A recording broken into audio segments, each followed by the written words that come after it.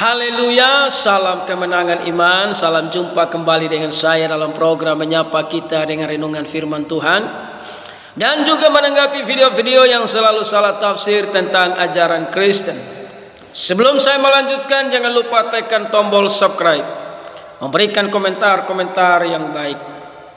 Sobat-sobat yang saya kasihi di dalam Yesus, Sang Pencipta menciptakan alam semesta dan juga menciptakan manusia yang diberi nama Adam dan Hawa,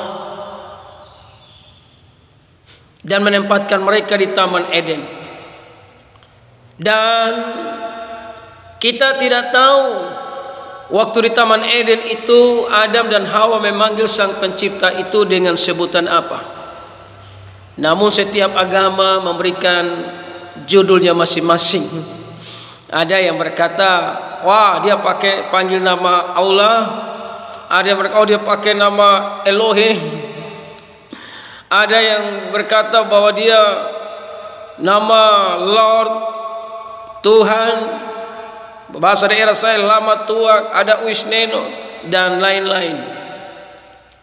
Dengar saudaraku yang dikasihi Tuhan, Sang Pencipta itu tidak punya nama. Siapa yang memberi nama kepada dia? Sehingga kita tidak usah berdebat soal nama Sang Pencipta, karena tidak ada yang memberikan nama kepada dia. Dia memang memperkenalkan dirinya kepada bangsa Israel, aku Allah Abraham, Allah Ishak dan Yakub. Sehingga mereka memanggil dia Yahweh. Yahweh itu bukan nama, saudara. Nah, saudara yang terkasih di dalam Tuhan Yesus, kita saksikan dulu sebuah rekaman video yang mereka berikan judul di depan video ini, saudara. Pendeta panik ditanya nama Bapa, saudara. Ya, kita saksikan dulu ini diskusi para mu'alaf dengan Pak Pendeta Don Ditan dengan ada seorang pendeta. Kita saksikan dulu. Sebelum ada VB, mereka menggunakan atau menyebut Dewa Zeus kan dengan kata Theos, Pak. Iya, betul. Itu bahasa Yunani ya. Nah, jadi mereka sudah biasa menggunakan kata Theos untuk dewa yang paling tinggi atau yang paling berkuasa. Mereka pakai untuk menggantikan tetragrammaton itu, Pak. Betul. Iya, betul. Ya. Jadi nama Bapa di dalam seluruh perjanjian baru itu tidak ada, Pak. Kenapa tidak ada? Yesus bilang namanya Yesus. Ya kan baru namamu. Namanya apa yang diberikan ke Yesus, namanya apa gitu, Pak? Itu Matius 1:21. Matius 1:21 itu namanya. Itu nama Yesus atau nama Bapa, Pak?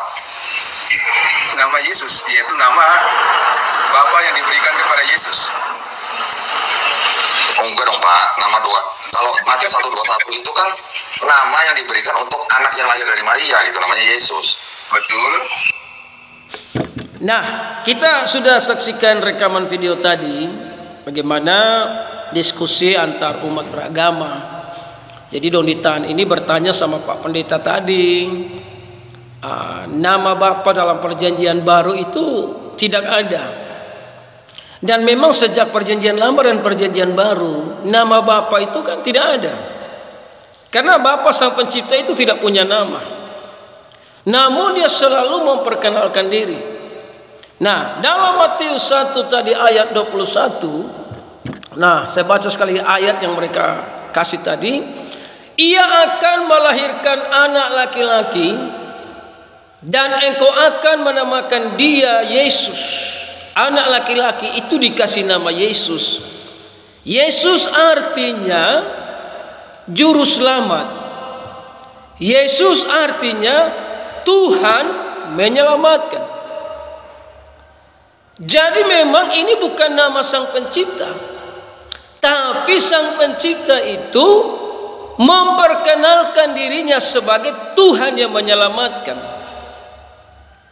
Jadi Bapa itu tidak punya nama. Siapa yang memberikan Sang Pencipta nama?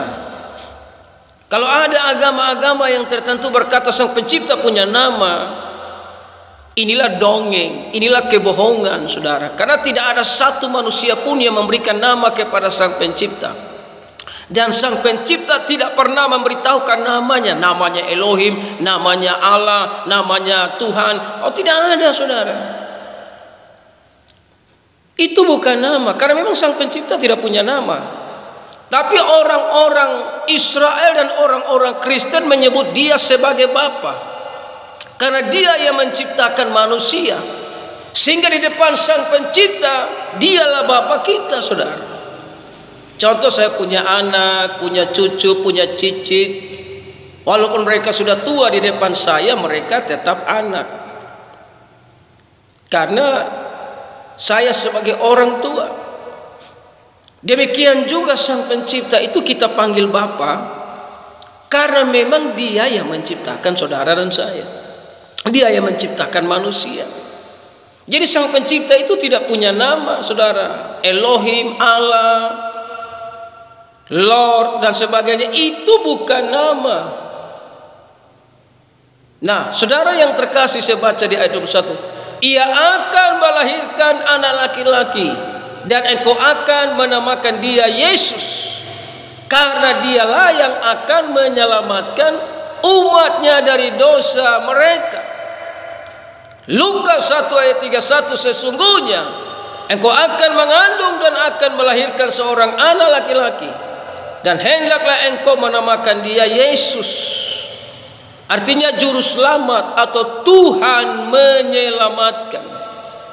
Jadi Tuhan mau menyelamatkan manusia dari dosa itu, maka firman-Nya jadi manusia lewat kandungan Maria, dan manusia itu disebut kudus dan benar. Karena untuk menyelamatkan manusia dari dosa harus ada korban. Sebagai anak domba Paskah, Yesus dilambangkan, sehingga darahnya itu layak menjadi penebus. Karena darahnya itu kudus, darahnya itu yang mampu menyucikan manusia dari setiap dosa. Jadi Sang Pencipta itu tidak punya nama, tapi kita memanggil Dia Bapa, karena Dialah yang menciptakan kita. Ayat 22. Hal itu terjadi supaya genaplah yang difirmankan Tuhan oleh Nabi. Sesungguhnya anak darah itu akan mengandung dari dan melahirkan seorang anak laki-laki, dan mereka akan menamakan dia Immanuel. Jadi anak laki-laki itu diberi nama Yesus, Tuhan menyelamatkan. Diberi nama juga Immanuel, artinya Allah menyertai kita. Yesaya 7:14, sebab itu Tuhan sendirilah yang akan memberikan kepadamu suatu pertanda, sesungguhnya seorang perempuan muda mengandung dan akan melahirkan seorang anak laki-laki, dan ia akan menamakan dia Immanuel, yang artinya Allah menyertai kita. Jadi Yesus itu disebut Immanuel, disebut juru selamat, disebut raja di atas segala raja, disebut Tuhan di atas segala Tuhan. Karena Yesus itu adalah inkarnasi dari firman, firman yang berkuasa di dalam tubuh yang dilahirkan oleh Maria. Jadi Bapa itu tidak punya nama, Pak. Kalau ada yang bilang Bapa punya nama, Sang Pencipta punya nama, itulah dongeng, kebohongan. Karena tidak ada manusia yang memberikan nama bagi Sang Pencipta. Tapi Sang Pencipta yang benar, hidup dan berkuasa, bisa menampakkan diri, bisa memperkenalkan dirinya. Itulah hebatnya Sang Pencipta yang hidup. Berbeda dengan sebutan Allah, tapi itu adalah pohon, adalah batu, adalah benda-benda mati dijadikan Sang Pencipta. Nah, itulah otak manusia yang buntu, sehingga dia menganggap bahwa batu adalah Allah, pohon adalah Allah. Tapi berbeda dengan Sang Pencipta yang dalam bentuk roh, tidak bisa dilihat, tapi dia bisa menampakkan diri dan bisa berbicara. Karena dialah Sang Pencipta yang hidup, yang berkuasa, dan dia dikenal dengan Yesus Kristus Tuhan. Haleluya.